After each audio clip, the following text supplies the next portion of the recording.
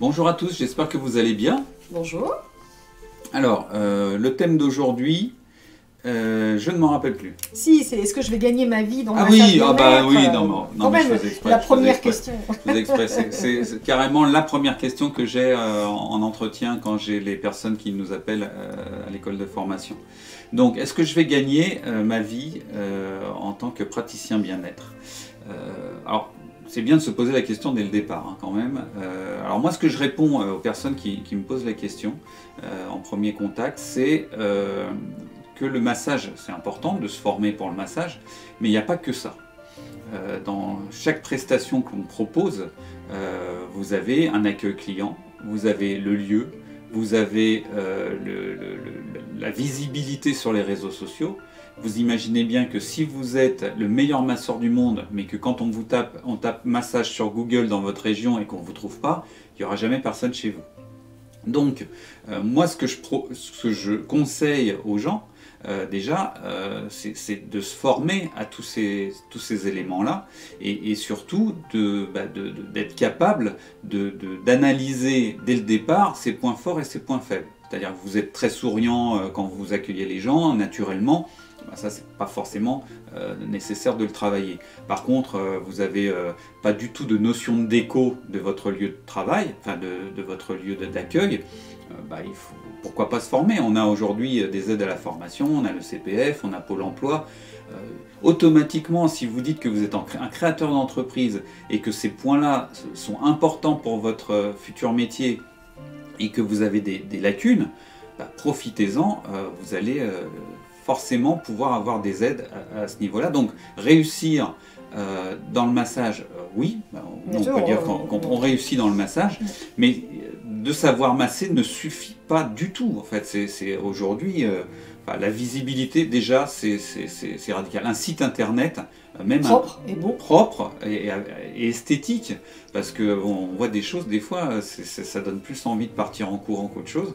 Donc il faut savoir déjà analyser ses points forts, ses points faibles et se former sur ses points faibles par rapport à tous ces sujets-là. Ouais, c'est vrai. C'est vrai que déjà, bien sûr, il faut apprendre à masser, mais je vais vous dire, c'est presque le plus facile, ça. Parce que si vous vous formez, si vous prenez le temps, il y a un moment, vous allez devenir un masseur. Si vous avez choisi un lieu où on vous forme sérieusement, vous allez devenir un bon masseur, c'est obligé. D'apprendre la technique, c'est, entre guillemets, toujours facile. Plus ou moins selon les gens, mais en tout cas on y arrive toujours à la fin, donc ça c'est toujours possible. Par contre c'est vrai que quelque part il faut quand même proposer un massage de qualité. Aujourd'hui il y a de plus en plus de concurrence dans le massage bien-être, des gens qui se forment sérieusement. Dans le bien-être en général. Dans le bien-être en général, ça c'est clair, mais aussi dans le massage. Des gens qui se forment sérieusement, des gens qui se forment moins sérieusement. Bien évidemment que la qualité de votre massage, elle va faire que le client revient ou pas. On en a parlé sur qu'est-ce que c'est qu'un massage bien-être de qualité, vous pouvez aller revoir la vidéo si vous voulez, la capacité de s'adapter au corps, d'aller chercher des tensions, etc. Ça c'est simple, hein. Vous terminez de masser, le client il sort, il doit vous dire « Oh, c'était super !» sans que vous ayez besoin de demander, ou s'il ne le dit pas, parce que des gens qui n'expriment pas toujours, il doit soit reprendre un rendez-vous tout de suite pour lui, pour son conjoint, vous demander si vous faites des chèques cadeaux, vous rappeler rapidement pour autre chose. On le voit, le client satisfait.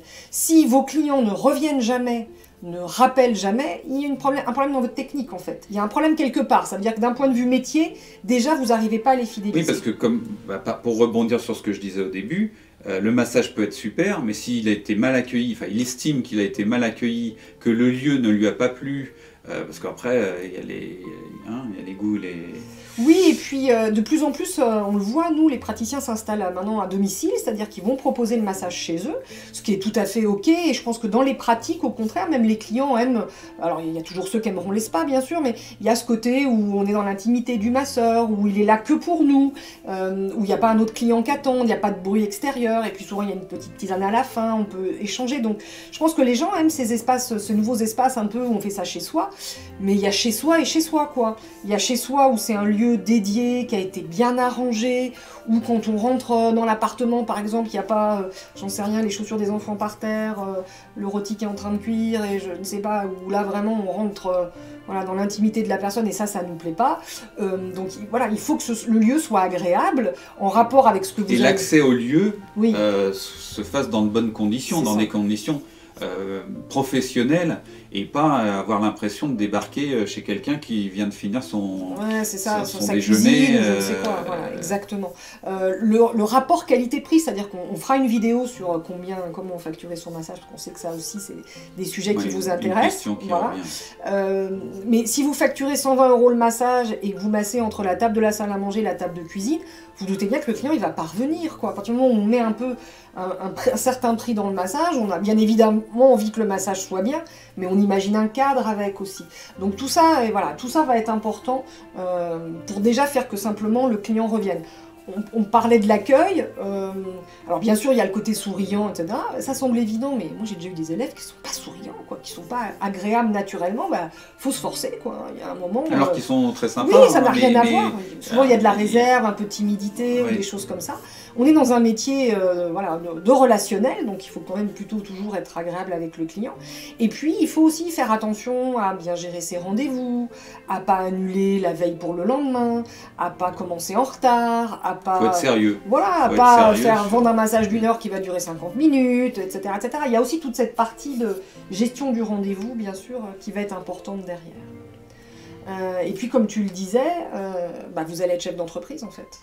Certes, certainement auto-entrepreneur ou chef de votre entreprise à vous, si vous travaillez seul dans un premier temps.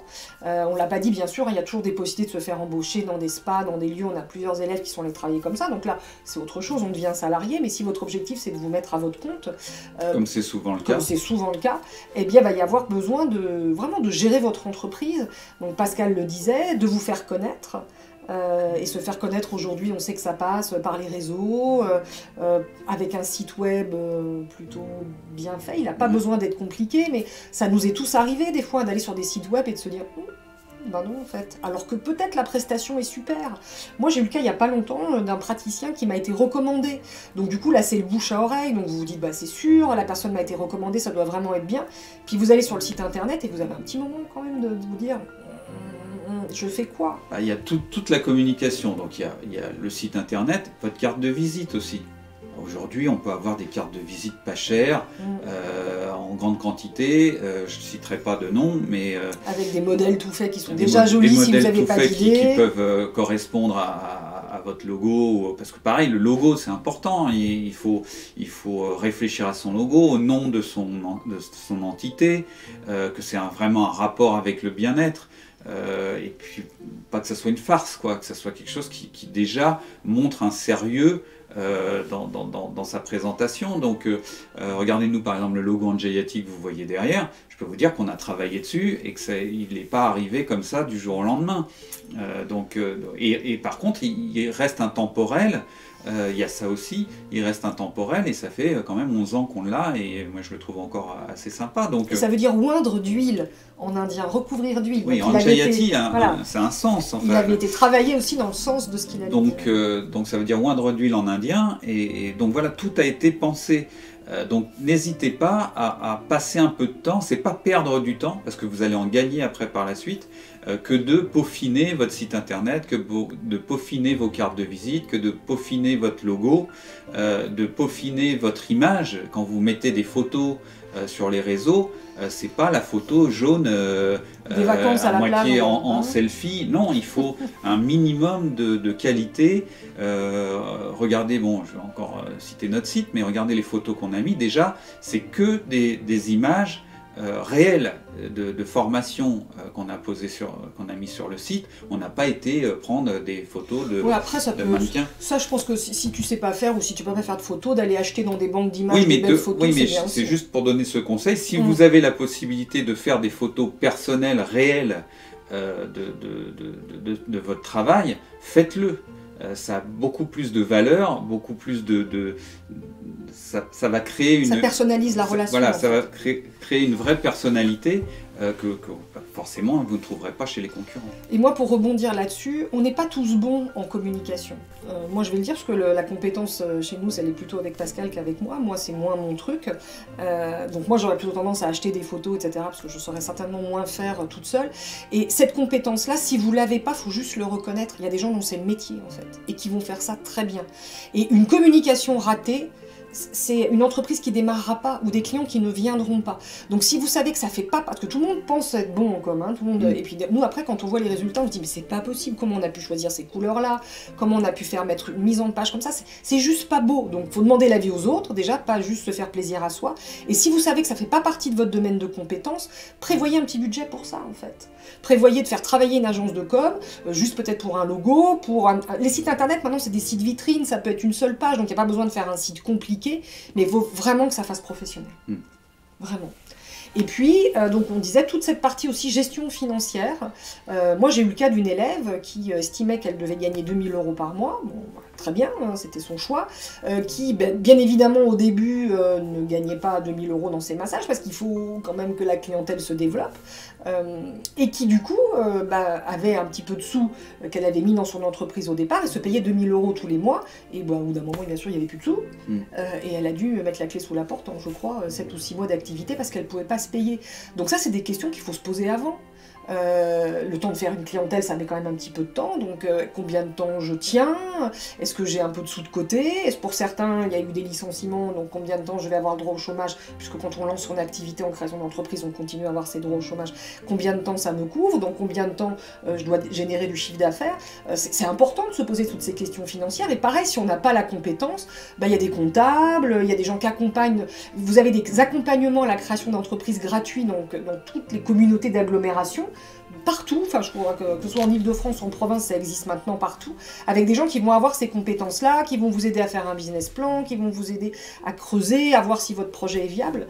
Donc ces questions-là, elles sont à se poser aussi bien en amont que de quelle école je vais choisir pour apprendre à masser en fait. Et puis surtout quand on voit le nombre de fois où quand on a évoqué ces points-là, il y avait des gens qui étaient complètement étonnés, qui n'avaient pas du tout pensé à ça. C'est ça.